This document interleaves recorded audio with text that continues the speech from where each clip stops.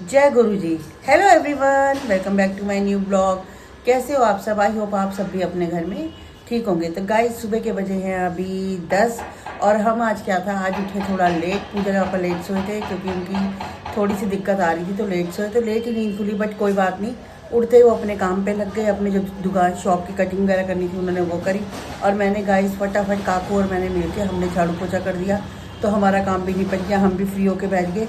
और क्या कहते हैं, वही मैं देख रही हूँ, कई जगह ऐसा होता है जो हमें खुद ही काम करना होता है और खुद ही घर नीट एंड क्लीन होता है। तो फटाफट मैंने करा झाड़ू पोछा, सीढ़ियाँ सारी आज ऊपर से लेके नीचे तक साफ़ करी। फर्स्ट की नहीं, सेकंड तक अपनी जो है वो साफ़ करी। फर्स्ट वाली वही करते हैं, तो सब अपने अपने फ्लोर में करते हैं। मेरे ऊपर फ्लोर नहीं है, तो मैं सेकंड की भी करती हूँ और थर्ड की भी करती हूँ और सेकंड की भी करती हूँ।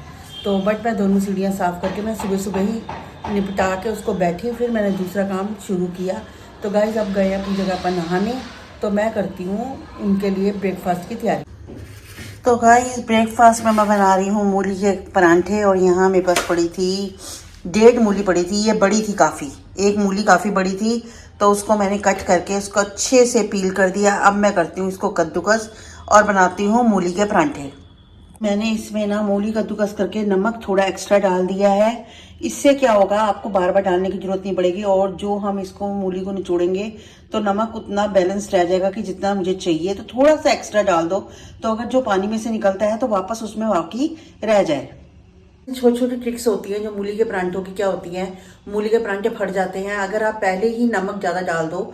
तो उसके बाद क्या होता है, 10 मिनट के लिए रेस्ट पे दे दो आप उसको। 10 मिनट में जितना भी एक्स्ट्रा पानी होगा मूली निकाल देती है, और उसमें क्या होता है, आप निचोड़ के उसके बाद मूली के परांठे बनाओ। दोबारा नमक मत यूज़ करो, एक ही बार जितना डालना है पहले डाल लो, थोड़ा सा बस एक्स्ट्रा, बस इतना ही, इससे ज़्यादा कुछ नहीं। तो मैं जब तक आटा गूंथती हूँ इतने में मूली का भी काम हो जाएगा। मूली भी जितना नमक ने पानी छोड़ना होगा छोड़ देगी, और इतने में मैं आटा गूंथ के 10 मिनट बाद बस बनाती हूँ परांठे की करती। फिर इसको बस एक जैसे रोटी का कपड़ा होता है धुला हुआ बिल्कुल साफ, उसमें डालिए और सारी मूली को इसमें डाल दिए। कोई जरूरत नहीं है आपको हाथ लगाने की, कुछ करने की। हाथों में देखो, कई लोग ऐसे होते हैं जिनको हाथों में मूली क्या कहते हैं, हाथों से उतनी निचुड़ती भी नहीं है। तो आप इस ट्रिक से करिए, फटाफट 2 मिनट के अंदर आपकी चाहे किलो मूली हो चाहे 1.5 किलो हो, फटाफट 2 मिनट में मूली निचुड़ जाएगी और बिल्कुल परांठे अच्छे बनेंगे। बस नमक आप पहले डालिए बस इसके अंदर, तो नमक बार बार मत डालिए, तो परांठे बनाने में कोई दिक्कत नहीं आएगी। गाइस, मैं आपको ये निचोड़ के दिखाती हूँ सारा। तो गाइस देखिए कितनी मूली थी और कितनी सी हो गई। अब मैं इसको एक बाउल में ट्रांसफ़र करती हूँ और इसमें डालती हूँ सारे सूखे मसाले। और ये देखिए गाइस, प्लेट भर के पानी निकला है, देखिए कितना सारा। और 2 सेकंड के अंदर, 2 मिनट भी नहीं लगे, मैं आपको बता रही हूँ, दबा दबा के निकालने में। और देखिए बिल्कुल, ये देखिए एक एक वो अलग है, कुछ भी नहीं। देखिए गाइस, ये देखिए, बस इसको एक एक होल अभी करती हूँ मैं, इस बाउल में डालती हूँ तो बिल्कुल ईजिली से फिर मसाले डालती हूँ और साथ साथ रखती हूँ मैं तवा। और यहाँ मैंने गाइस डाला है, नमक तो डला हुआ था, धनिया पाउडर, और ये मेरे पास था परांठा मसाला, मैंने परांठा मसाला डाला है, लाल मिर्च पाउडर, और थोड़ी सी डाली है इसमें अजवाइन। और पूजा के पापा के लिए डालूंगी हरी मिर्च। तो बिना हरी मिर्च के तो वो परांठा किसी कीमत पे भी नहीं खाएंगे जब तक हरी मिर्चें ना ही नजर आएंगी। तो मैं ऊपर से देखती हूँ डाल देती हूँ, क्योंकि काकू मुँह इतनी नहीं खाता, हमारे घर में बस पूजा के पापा ही खाते हैं। और ये मैंने गाइस काट लिया एक हरी मिर्च। बस ये जब मैं भरूंगी ना, स्टफ़ करूंगी परांठा, तो उसी में ही ऊपर से मैं डाल दूंगी उसके अंदर ही। और ये सारा कुछ मैंने मिक्स कर दिया है, बस अब मैं परांठे बनाने की तैयारी करती हूँ। देखिए गाइस, परांठा बिल्कुल भी नहीं फटा और इजीली मिल गया है, और सारा कुछ हरी मिर्च वगैरह डाल दी है। देखिए कोई दिक्कत नहीं आई। तो आप भी इस तरीके से बनाएं, बिल्कुल दिक्कत नहीं आएगी गाइस। तो गाइस देखिए कितना परांठा एक तरफ से अच्छा सा सिक चुका है, दूसरे से भी सिकने वाला है, और यहाँ मैंने दूसरा भी साथ साथ कर दिया। देखिए ये भी नहीं फटा, क्योंकि बिल्कुल तरीके से बनाया हुआ है। और देखिए सब तरफ मूली है, देखिए कोई परांठा नहीं फटा हुआ, बिल्कुल सही बना हुआ है। और ये भी नहीं कि स्टफिंग कम भरी हुई है, स्टफिंग भी मैंने पूरी फुल के भरी है। तो गाइस, ब्रेकफास्ट तो हो चुका और पूजा के पापा भी चले गए थे। मैंने ब्रेकफास्ट में आपको दिखाया, मूली के परांठे बनाए हैं। और गाइस उसके बाद जो मेरी हेडेक हुई सिर की, मुझे नहीं पता, मुझे अचानक से होती है ये चीज़ें ना। मेरे को ऐसे लगता है कि बस ये हिस्सा और ये हिस्सा, बहुत बुरी कंडीशन होती है, मैं आपको बता नहीं सकती। तब कई वो जब दर्द हो रही होती है ना, और कई बार ऐसे लगता है कि इंजेक्शन लगवा लूँ, वो हालत तो एक आप, मैं बता भी नहीं सकती मेरे साथ क्या होता है। उस समय तो ऐसा लगता है कि जीना तो बेकार है, इस ज़िंदगी तो बेकार है बिल्कुल। अगर ये बीमारियां लगी रहती है ना, ये जैसे सर दर्द और ये माइग्रेन सर्वाइकल, तो तब वो लगता है कि ज़िंदगी तो बिल्कुल ख़राब है, बेकार है, कुछ अच्छी नहीं है। तो बस इससे सही तो ना हो तो बंदा जब उस समय, तो मैं आपको सही बताऊं, जो मेरी इंजेक्शन वाली हालत होती है ना, ऐसे लगता है, बट अभी उतनी इंजेक्शन वाली हालत नहीं हुई। तो मैं यही सोच रही हूँ कि मैं इनका जाके ना मैं 1-1.5 घंटा करती हूँ रेस्ट, बाम लगाती हूँ, पेन किलर खानी पड़ेगी मुझे, पेन किलर खाती हूँ, देखती हूँ दोपहर तक सही होता है नहीं होता। और पूरी गर्दन खिंच रही है मेरी गाइस, पूरी गर्दन। तो मैं जाके करती हूँ आराम, 2-1 घंटे सोऊंगी, उसके बाद होगा मेरा। मैं तो सो गई थी थोड़ी देर के लिए, 2 घंटे के लिए, फिर उठी हूँ, 12 बज गए हैं। अब मैं सोच रही हूँ थोड़ा सा कुछ खाने का तैयारी करती हूँ दोपहर की। पूजा के पापा तो मना कर रहे हैं, पर बट बाहर से नहीं खाया जाता गाइस, बाहर से ना बार बार नहीं खाया जाता। ऐसे लगता है कि चाहे घर में कुछ भी बना लो आप, लेकिन घर का ही खाना दिल करता है खाने का। बाहर से भी कभी कभार खाते हैं, पर रोटी सब्जी का ना मेरा बाहर से नहीं समझ आती मुझे, कि मैं सब्जी बहुत ज़्यादा ऑयली जैसे कुछ है, नहीं खाई जाती। तो मैं वही कह रही, मैं कहा मैं घर में ही बनाऊँगी और घर ही खाते हैं हम रोटी, चाहे मैं कुछ चावल ही बनाऊँ, कुछ भी बनाऊँ, लेकिन खाऊंगी घर में। ये तो बहुत मना कर देते कुलचे छोले में, कहा नहीं वो हैवी तो मैं बिल्कुल देख भी नहीं सकती। तो खैर सिर में तो थोड़ा सा आराम आया है, तो वही मैं सोच रही हूँ कि कुछ करके फिर देखती हूँ। बाम भी मैंने बहुत गाइस लगाई थी, बाम भी बहुत लगाई थी, झंडू बाम।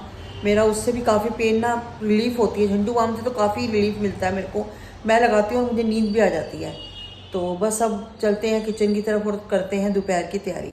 तो गाइस पहले से तो सिर काफ़ी ठीक है, पूजा के आप आए थे, उनको चाय बना के दी है, और क्या कहते हैं वो चाय पी के चले जा चुके हैं। तो मैंने कहा चलो चाय पी के भी थोड़ा सही लगता है, चुस्ती आती है। पर कहीं ना जाने का दिल नहीं है। पूजा का आप तो कह रहे थे आ जाइए शॉप पे, पर मेरा बिल्कुल भी दिल नहीं कर रहा। मेरा दिल कर रहा है मैं घर में ही रेस्ट करूं और आज कहीं ना निकलूं, और निकलूंगी भी नहीं, क्योंकि कई बार ऐसा लगता है कि ना आज खाली आराम करो, और सर दर्द अगर मुझे पता है ज़्यादा घूमी ना वापस से वो पकड़ लेगा। तो मेरी कोशिश है मैं घर में ही रहूं और घर ही अपना शाम को कुछ देखती हूँ। सब्जी लेने भी नहीं गई, तो मैं सोच रही हूँ दाल वगैरह ही कुछ बनाती हूँ। तो अभी तो 5 ही बजे, ज़्यादा टाइम नहीं हुआ, अभी धूप भी निकली हुई है काफ़ी। तो अभी तो देखती हूँ, अभी तो कुछ नहीं करूँगी, 7-8 बजे काम शुरू करूँगी। अभी तो कोई वो नहीं है, तो रेस्ट ही थोड़ा बहुत, आज रेस्ट पे ही सारा दिन चल रहा है। बस सुबह से काम जल्दी हो जाता है ना, तो उसके बाद रेस्ट करो, कुछ भी करो, कोई टेंशन नहीं होती। मेरे पास एक कमेंट्स आया है जिसमें जिन्होंने भेजा है उनका नाम है कंचन मदान जी। तो उन्होंने बोला है हेमा जी आपके हस्बैंड को शुगर टेस्ट भी कराओ, शुगर टेस्ट कराओ। लेग्स की प्रॉब्लम जो होती है वो शुगर के भी सिम्टम्स हैं। तो स्पेशली फास्टिंग, पीपी और HbA1c, पता नहीं है मुझे ज़्यादा समझ नहीं आ रहा। फास्टिंग और दूसरी होती है जो, तो जैसे एक सुबह होती है जो बिना खाए होती है, एक होती है फास्ट खाना खा के। तो ये लिखा हुआ उन्होंने दोनों शुगर, अब दोनों टेस्ट कराओ। तो जो इनका पूरा कंप्लीट टेस्ट हुआ था उसमें शुगर उतनी आई है कि अगर जैसे अभी कंट्रोल कर लेंगे आगे, अभी दवाइयाँ शुरू नहीं हुई इनकी शुगर की। तो शुगर की तो इनको ज़्यादा वो नहीं है कि शुगर की वजह से, इनको जो मेन प्रॉब्लम है यूरिक एसिड की है, तो उसी की वजह से ये पेन जो इनकी हो रही है और काफ़ी दर्द हो रही है। बाकी शुगर की इनको ना के बराबर है शुगर। अभी अगर आप परहेज नहीं करते, ये जैसे ज़्यादा लेते हैं या कुछ लेते हैं, तो आने वाले टाइम पे बढ़ सकती है। पर अभी दवाइयों वाली कंडीशन इनकी नहीं हुई। मेरी जो है, मेरी गाइस दवाइयों वाली कंडीशन है। मैं डेली ये गोली खाती हूँ शुगर की, जो मुझे चंदा देवी की डॉक्टरों ने लिख के दी है। तो मेरी वो स्टार्टिंग से ही चल रही है, तो मैं लेती हूँ, इनकी कोई दवाई नहीं चल रही। और ये कमेंट आ रखा है गाइस दिव्यांकी खन्ना जी का।